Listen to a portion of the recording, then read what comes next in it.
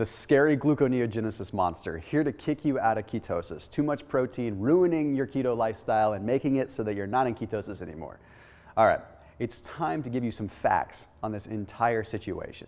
Because way too many people are walking around thinking that if they have that extra bit of protein, they're going to get knocked clear out of keto and the fat loss is going to come to a screeching halt. Doesn't quite work that way. There is some truth to it, but let's break down the facts and give you a clear knowledge of what's going on in the body. All right, so gluconeogenesis. Essentially, we have to understand what is actually happening in the body with this first. Gluconeogenesis is a completely natural process, and it's where your body is making glucose, or blood sugar, from protein or lactate.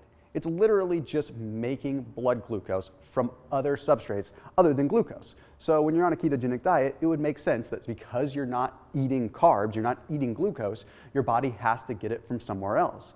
So it's very important that we know, first and foremost, that the body always needs blood sugar.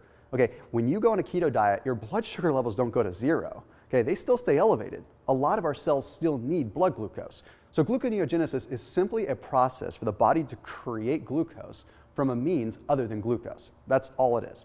Now, this is a metabolic pathway that is occurring specifically through the liver and through the kidneys. And although for the most part it stays at a constant rate, it does ebb and flow depending on different metabolic functions within the body and also depending on exercise. But honestly, for all intents and purposes, it stays pretty level unless you're doing some extreme stuff. So let's take a look at what gluconeogenesis is and where it provides energy from. It provides energy from two different fashions. One is lactate. Okay, I'm not going to focus too much on lactate in this video because it's a little bit more complex and requires some understanding of the Krebs cycle and some other stuff too. Okay, but lactate is a byproduct of pyruvate. And pyruvate is a product of overall exercise and ATP production. So when you're trying to produce energy because you're working out, you're producing ATP. Thusly, you produce pyruvate. And that pyruvate goes through a cycle and ultimately ends up as lactate. You ever hear of lactic acid buildup with a hard workout? That's your lactate. Well, believe it or not, lactate can go through gluconeogenesis and create glucose again. Yeah, literally, that acid that makes your quads burn when you're doing squats, that can be turned back into glucose for more energy. I digress. That's a really cool topic, but for another day. Now, the other way that you produce glucose is from amino acids, which are the building blocks of protein. So when you consume protein, your body breaks them down into amino acids. These amino acids then can get turned into glucose through gluconeogenesis if need be. Now, not all amino acids go through the gluconeogenesis cycle though. Leucine and lysine do not. And I can save those for another video, but I'll touch on them a little bit later in this video too, so you have an understanding there. The big thing that we really need to know is that gluconeogenesis is a metabolically expensive process. What I mean by metabolically expensive is it takes 1.6 grams of amino acids to produce 1 gram of glucose. Compare that to 1 gram of glucose being 1 gram of glucose in a normal carbohydrate-fed situation. So you're looking at a situation where your body has to really work hard to produce energy from protein, which is why you can see that if you were to go overboard into gluconeogenesis, you could lose some muscle. Touch on that in a second too. So the job of gluconeogenesis is, again, just to keep our blood sugar level. There are specific cells in the body that always require blood sugar. They can never run on ketones. And these are red blood cells, these are kidney cells, and these are the testes, and of course, parts of the brain. You see, even when you're on a keto diet, your brain is only running on ketones for about 70% of itself. The other 30% requires glucose. Okay, this means that you can never be solely running on ketones. People will tell you that ketones make your brain feel like it's on fire, but the fact is there's always a mutual energy relationship there. Ketones and a little bit of glucose. Without that glucose, your brain would not function. So gluconeogenesis, in the absence of carbohydrates, is what is keeping your body functioning. So don't hate on blood sugar all too much. So envision this when you're first starting a keto diet, okay? You just started your keto diet. You're eating low carb, high fat, you just got rid of carbohydrates, okay? You haven't quite gotten into keto yet, okay? You haven't started to produce ketones just yet. So what's happening is you have muscle glycogen. You have carbohydrates that are stored inside all your muscles in the body. They're always there. And what happens is in the absence of carbohydrates, your body starts to pull the glucose from the muscles, from the glycogen stores, and uses that for energy. But as you start to run out of glycogen, as you start to run out of those stored carbs, the body starts to kind of panic. It goes, wait a minute, we need glucose, but we don't have it in the muscle anymore.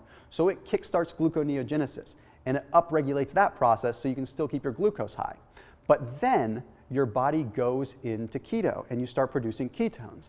Then a whole different world occurs because now your body can use ketones and doesn't need to rely on the glucose as much. You have now officially switched your primary fuel source. So here's a study that makes some sense of this. What this study found is that after 5 or 6 weeks of being on a low-carb diet, essentially the body really does shift its gears over to fat, and gluconeogenesis, although upregulated, just becomes a process to balance some things out. So this study was published in the Journal of Endocrinology and Metabolism, and it took a look at 3 different groups of people. Okay? Each group of people consumed the same amount of calories, but one group consumed 85% of their calories from carbohydrates, another group consumed 44% of their calories from carbohydrates, and another group only consumed 2% of their calories from carbohydrates. All groups consumed 15% of their calories from protein, so they were all equal when it came down to protein. Here's what's interesting. At the end of the study, they found that the ketogenic group, the group that was not consuming a lot of carbohydrates but was consuming a lot of fat and a moderate amount of protein, ended up having lower levels of blood glucose than the other groups, which isn't a huge surprise because they weren't consuming carbs, but they had a 14% increase in gluconeogenesis. Whoa, okay, so what does this tell us? This tells us that when you're on a keto diet, gluconeogenesis is already upregulated. You already are utilizing gluconeogenesis at a 14% higher rate than you would be otherwise. So you shouldn't be freaking out. You're already in a higher state of gluconeogenesis and it's not kicking you out of keto. You're always in gluconeogenesis.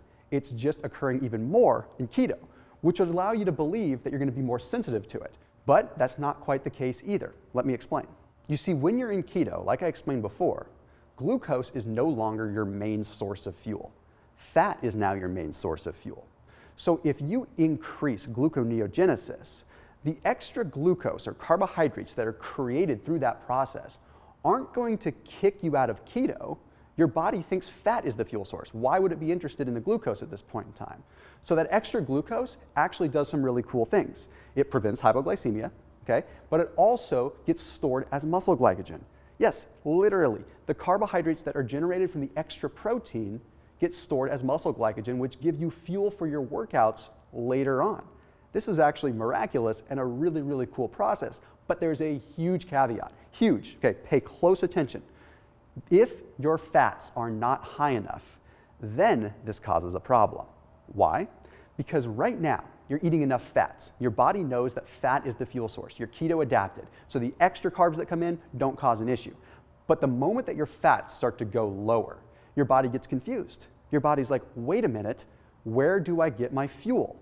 You don't have enough fat to produce ketones anymore, but now all of a sudden you're eating a lot of protein and starting gluconeogenesis. So then, and only then, will too much protein cause the issue because your fat to protein ratio is off. So fats go down, now the body thinks that it can run on glucose again. So whoop-de-doo, it goes ahead and it kicks into gear and it utilizes gluconeogenesis as the primary fuel source and puts fat on the back burner, consequently kicking you out of keto and disrupting your fat burning state. That's where the problem occurs, not from too much protein in the absence of the adequate amount of fats. Now the big overarching piece here that we have to understand is it's a hormonal thing more than anything. It comes down to insulin and it comes down to glucagon, keeping our blood sugar balanced all the time. You see, whenever you consume protein, you spike your insulin. People think that you only spike your insulin when you consume carbs. That's not the case. When you consume protein, you spike your insulin too. But insulin isn't one-sided. If you spike insulin, you need to have blood sugar go with it too. It doesn't just shuttle amino acids in. So you spike your insulin by consuming protein, and your body has no choice but to upregulate gluconeogenesis.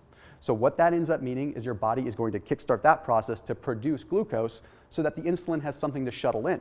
Okay, envision this. Let me explain it this way. You're on a keto diet, so you have low-ish levels of blood glucose, but not too low. And then all of a sudden you spike your insulin with some protein. Well, that blood glucose has to get shuttled into the cells because you just spiked your insulin. So in an effort to make sure that your blood glucose stays at a healthy, stable rate, gluconeogenesis kicks in so it can shuttle glucose back into the bloodstream and keep your blood sugar nice and even keeled. You shuttled some over into the muscles and reallocated it, so your body has to produce it somehow. So that's where we run into the issue if too much protein that spikes too much insulin can cause a problem. What one protein can do that? Well, it's the amino acid leucine. And that's why I say that branched chain amino acids containing leucine spike the insulin But if you remember from the beginning of this video, leucine does not affect gluconeogenesis. It does not get converted into the gluconeogenesis cycle. This is very, very complex, but the point is that BCAAs as a supplement can kick you out of keto, and too much protein in the absence of fat can kick you out of keto. So this clears some things up, makes it simple.